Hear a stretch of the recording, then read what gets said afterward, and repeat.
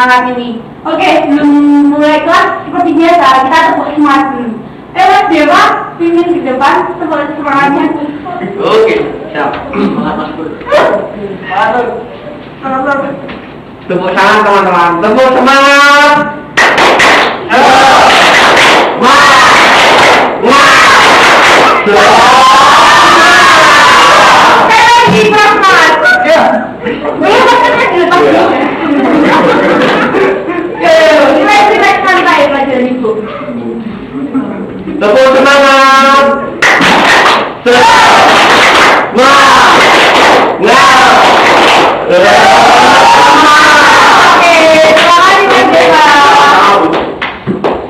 Oke, bagaimana kabar kalian hari ini teman-teman?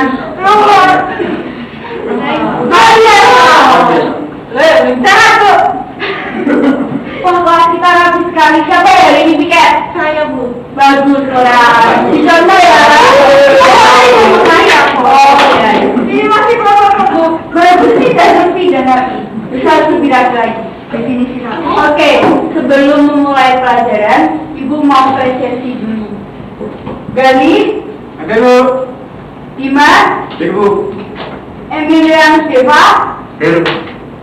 Heri. Hadir Bu. Lucia. Hadir Bu. Teresia Okaviana. Hadir Bu. Loran. Hadir Bu. Natalia Lina. Saya Bu. Dian. Saya Bu. Celia. Hadir Bu. Bagus, hari ini lengkap ya. Oke. Hari ini kita akan memasuki mata pelajaran mengenai perkooperasian. Siapa di sini yang nggak tahu koperasi? Pasti kalian udah tahu kan koperasi. Di setiap daerah pasti ada koperasi. Coba koperasi apa aja yang sering kalian temui? Balik. Sumpah pinjam. Bagus. Tere. Desa, koperasi desa. Ya. Celia. Koperasi daerah.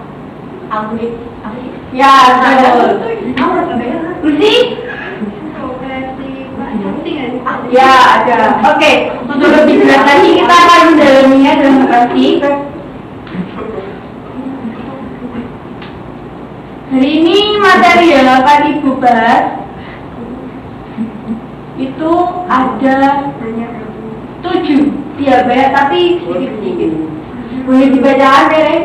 Yang pertama pengertian koperasi, yang kedua sarjana dasar koperasi, yang ketiga jenis-jenis koperasi, yang keempat prinsip koperasi, yang kelima fungsi koperasi, yang keenam peran koperasi dalam perekonomian, yang ketujuh pengelolaan koperasi, yang kedelapan koperasi di sekolah.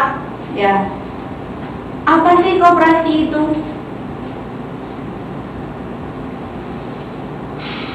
Coba tolong dibacakan dari maaf. Menurut Koperasi nomor 25 tahun 1992 pasal 1, koperasi adalah badan usaha yang beranggotakan orang atau seorang atau badan hukum koperasi dengan melaksanakan kegiatannya berdasarkan prinsip koperasi sekaligus sebagai gerakan ekonomi rakyat berdasarkan asas kekeluargaan.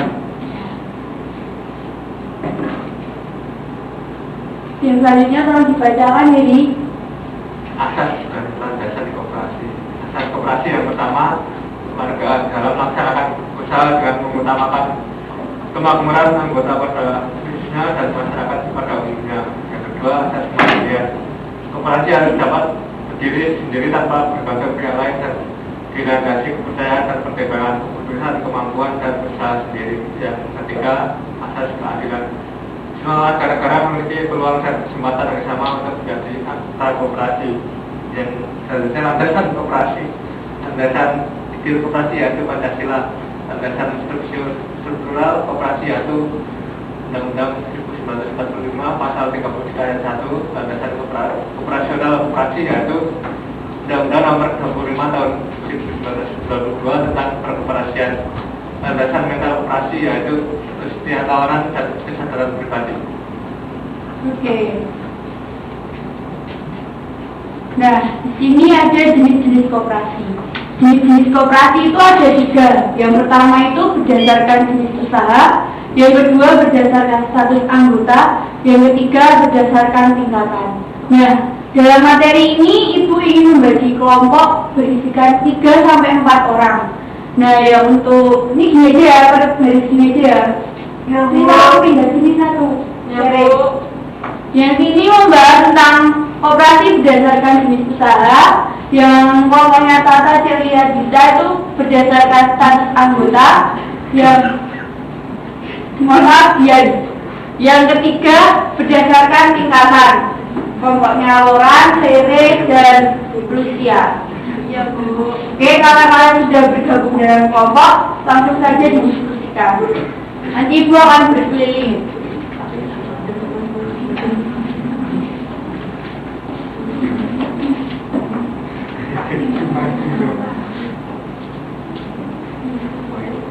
Ada kesulitan.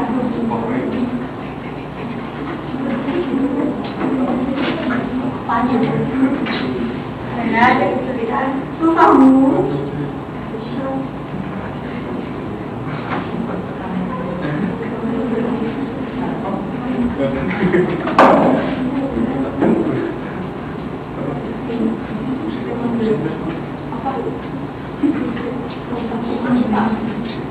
Minimal bukan 2 ya.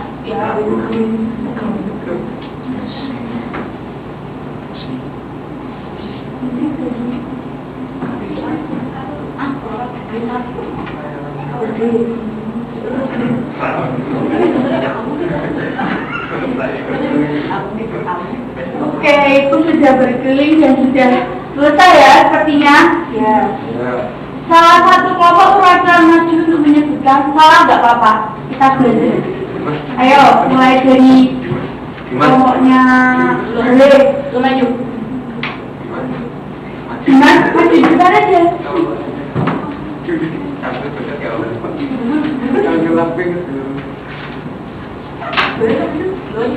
Dari kelompok kami itu ada koperasi produksi, koperasi konsumsi.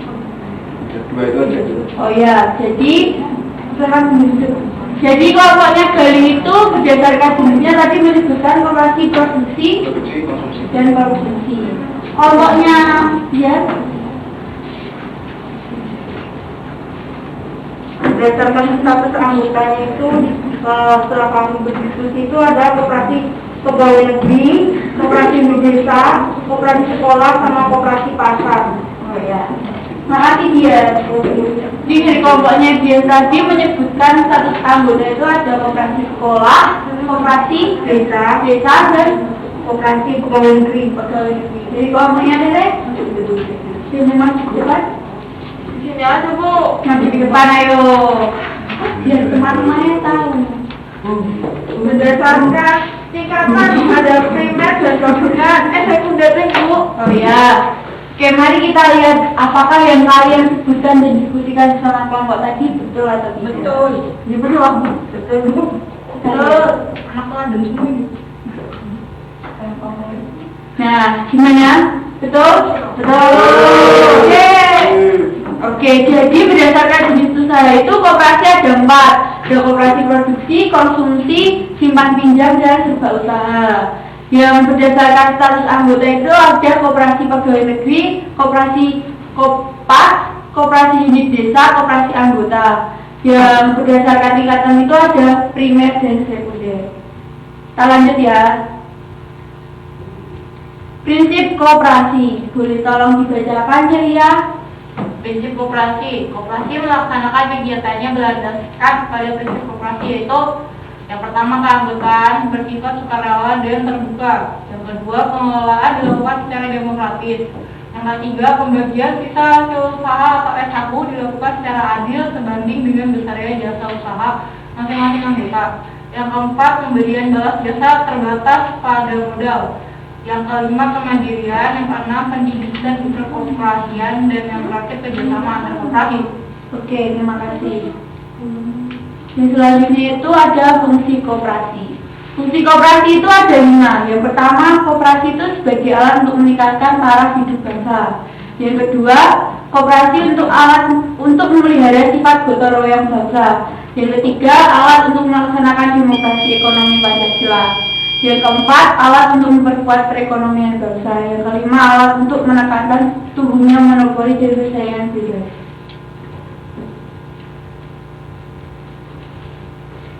Oke, peran koperasi di sini ada 4. Yang pertama, mewujudkan dan mengembangkan perekonomian nasional. Yang berikutnya, memperkukuh perekonomian rakyat sebagai dasar kekuatan dan ketahanan perekonomian nasional. Yang ketiga, membangun dan mengembangkan potensi dan kemampuan ekonomi anggota, pada khususnya masyarakat pada umumnya. Dan masyarakat pada umumnya. Yang keempat, secara aktif terlibat dalam upaya meningkatkan kualitas kehidupan manusia dan masyarakat. Dan yang terakhir, koperasi meningkatkan tingkat pendidikan rakyat. Nah, di sini ada pengelolaan koperasi, anggota koperasi, rapat anggota, pengurus, dan mengelola. Di sini paling tertinggi itu ada di rapat anggota. Dan yang terakhir itu ada koperasi di sekolah. Pasti di setiap sekolah itu kan pasti ada koperasinya kan ya. Nah, koperasi sekolah ini sering disebut juga dengan koperasi siswa. Koperasi sekolah ialah koperasi yang di dalam keanggotaan murid sekolah tersebut, baik sekolah negeri ataupun swasta. Fungsi koperasi sekolah yaitu untuk wadah dalam mendidik kesadaran berkoperasi di kalangan anggota atau siswa. Koperasi sekolah untuk mengajarkan siswa dalam mengembangkan dalam berwirausaha atau wirausaha kepada siswa dan tidak perlu menunggu lepas dari sekolah. Juga membantu untuk memenuhi kebutuhan siswa. Pertimbangan mendirikan koperasi di sekolah menurut SK 638 yaitu yang pertama, menunjang program pembangunan pemerintah. Yang kedua, menumbuhkan koperasi sekolah dan kesadaran berkoperasi di kalangan siswa. Yang ketiga, membina rasa tanggung jawab disiplin setiap kawan dan jiwa koperasi. Dan meningkatkan pengetahuan dan keterampilan berkoperasi berguna kelak di masyarakat. Dan yang terakhir, membantu kebutuhan siswa dan mengembangkan serta kesejahteraan siswa di dalam dan di luar sekolah. Oke, materi kita sudah selesai. Bu ingin bertanya, bagaimana refleksi kalian hari ini mengenai pembelajaran koperasi? Menyenangkan. Aduh, lemes ini. Kenapa? Istirahat, Bu. Oh, istirahat. Kokopsis tadi, Bu. Apa? Kokopsis kayak tadi, Bu. Oh, bagus. Jadi kalau belajar bisa ke koperasi sekolah atau ke kantin dan keluar sekolah. Ya, ini gimana Pak? Oke, untuk menutup pelajaran hari ini, sebelum Ibu akhiri, mari Dian akhiri ditutup dengan doa. Baik, teman-teman, sebelum kita mengakhiri pembelajaran pada siang hari ini, marilah kita berdoa dan saling mempercayai yang lain kita mulai. Doa mulai.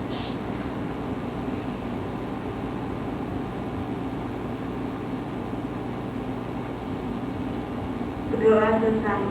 Baik, terima kasih teman-teman. Selamat beristirahat, Tuhan memberkati. Terima kasih.